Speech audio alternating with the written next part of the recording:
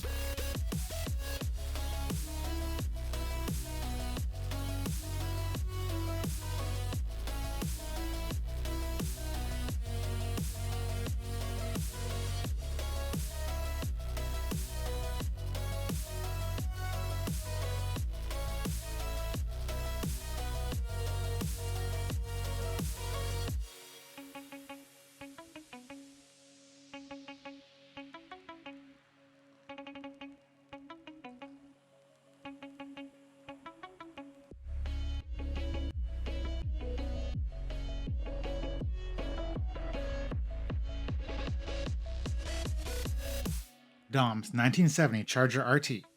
You don't need to be a serious car guy to know that this is a serious muscle car. But I think Dom said it best when he said, 900 horses of Detroit muscle. It's a beast. not only is this car a beast, but it's a stylish, jet black, heavily modified beast. Starting with the front grille, we got the little Charger logo sitting right next to a pair of headlights in that classic muscle car format, mounted just above a little turning signal. And all of this is mounted just in front of the massive V8 engine, which protrudes out the hood with this huge air intake, which is affixed to the top of the 8-cylinder engine block. That's all linked to the drive system. So, as the wheels turn, you can see the little pistons moving in and out.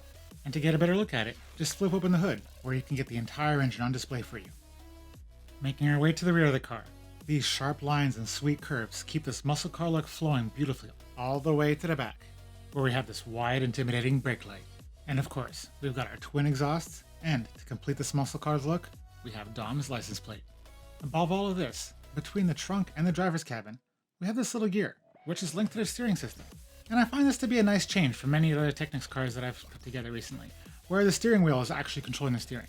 This, on the other hand, being right in the back where it's easy to access, makes this car very easy to drive, and a lot more fun to play with than I would have thought. Moving on into the interior, flipping open the driver's side door, there's not too much to see here. Just a very basic driver's seat and a steering wheel. Opening up the trunk, we find an interior that's a little unfinished with the bottom not being present, but we do have a pair of NOS canisters for when you need that extra speed boost.